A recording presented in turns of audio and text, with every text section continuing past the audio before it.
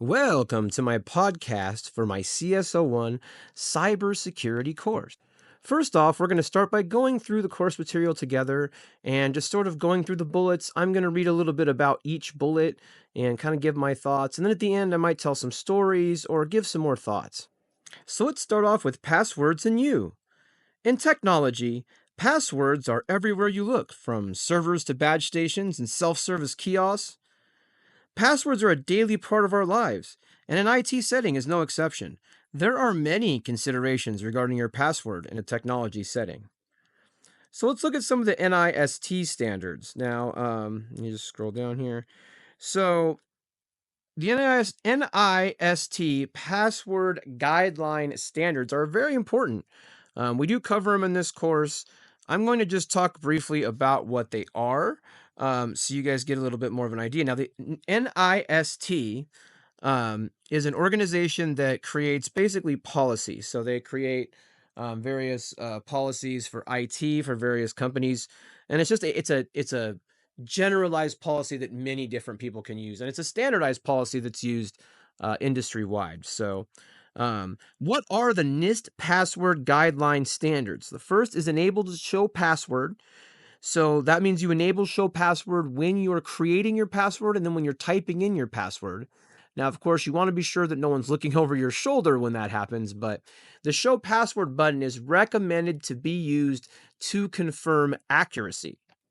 Now, second, you can use a password manager for increased password strength like Bitwarden or LastPass. Now, I've used both of these, and they're both great services. They both have free aspects, and there are paid aspects, so you'll have to balance that out for yourself. Now, they use salting and hashing, which are ways to improve encryption by adding characters. It's a little too technical and out of the scope of this course, but I wanted to make sure it was in there. Now, lock after multiple attempts. Now, locking after multiple attempts just means that there needs to be something built into the system of passwords that essentially wherever you're at, whether it be Active Directory or whatever it is, there needs to be something built into that system that will actually go ahead and lock after multiple attempts. And that's standardized, but it's just a standard of the NIST. The final standard on this list is apply two-factor or multi-factor authentication, such as texting your phone or using a token. And further NIST password guidelines, and these are the newest password guidelines. Number 1, reduce the importance of password complexity. Focus on longer phrasing. So I have here I, so uppercase I, uppercase G, lowercase o, uppercase T, lowercase o, uppercase T, lowercase h, lowercase e, uppercase M, lowercase a, uppercase L, or lowercase L, lowercase L. I go to the mall. So that is a long, complex password that's also simple. Now, number 2 is monitor new passwords automatically. Avoid common pitfalls like 1, 2, 3, 4, 5, 6, and make sure you avoid commonly compromised passwords. There are lists available of the most commonly used ones, and they call these dictionary attacks. That means that there's a dictionary, basically, of passwords that people have used in the past or that have been compromised, plus the most common passwords. Next is threats to authentication. That can occur if user passwords are compromised. So, you can have compromised passwords and you can have MFA compromised as well. Eliminate password hints is number 4.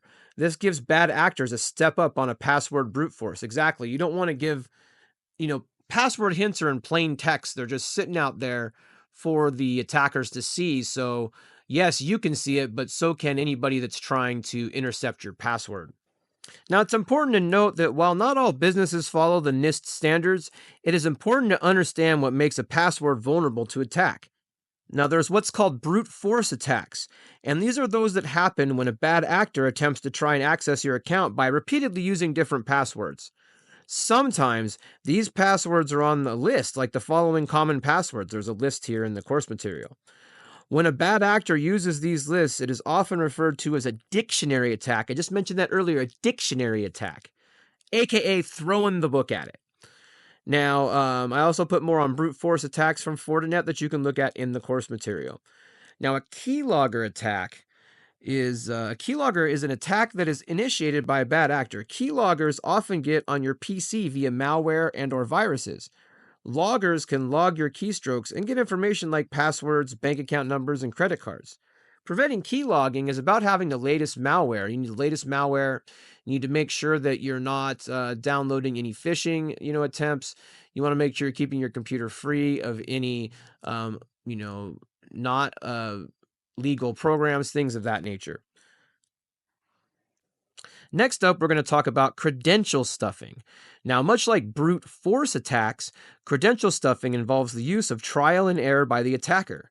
The differentiator is that credential stuffing is based on the assumption that many people reuse their passwords for multiple accounts across various platforms. That's according to SailPoint 2025. The biggest way to circumvent these attacks is to check to see if your email is on password lists. We have shown an example of a website that can check this for you called HackCheck by Avast. And that website is avast.com/hackcheck. Now, please note that use of this site is at your own risk.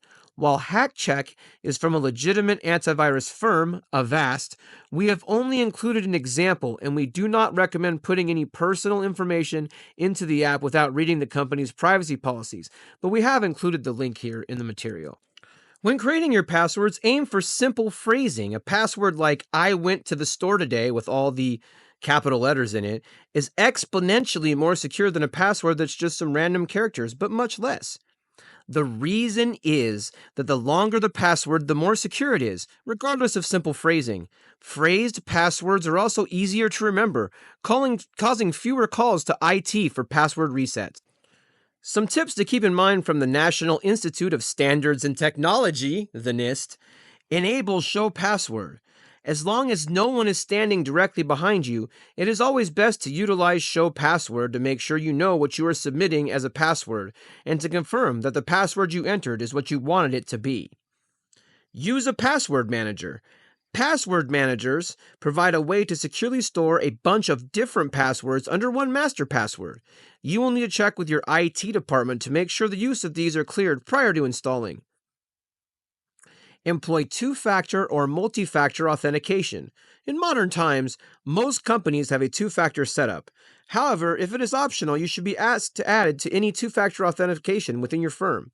Two-factor authentication is a second step to logging in, such as having a text sent to your phone or using a code from a token. Number 4, eliminate password hints. If your employer offers a space for password hints, we recommend that you leave it blank. Password hints should not be common practice now, but may be seen in legacy systems. So I wanted to talk a little bit about my personal experience with passwords. Now, I'm an IT support technician in my day job, so I really am involved in the changing of passwords quite a bit. Well, not I actually not anymore, but that's what a lot of people ask about. Most of the time, they change the passwords themselves, and that's sort of the point that I'm getting to. Is that most people in IT positions now don't really change passwords. We recommend people to tools that change the passwords for them using their own PII or personal identifying information.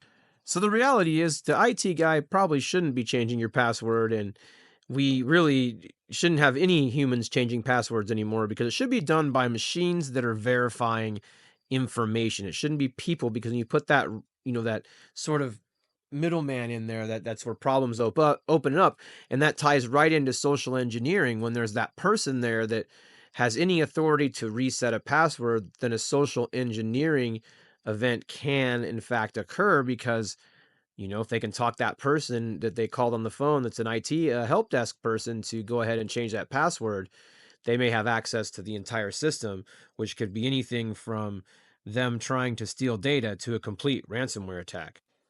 So I think we've covered passwords, and we'll go ahead and move on to the next section, where we'll talk about social engineering. And social engineering is extremely, extremely important to keep an eye out for. We'll see you on the next one.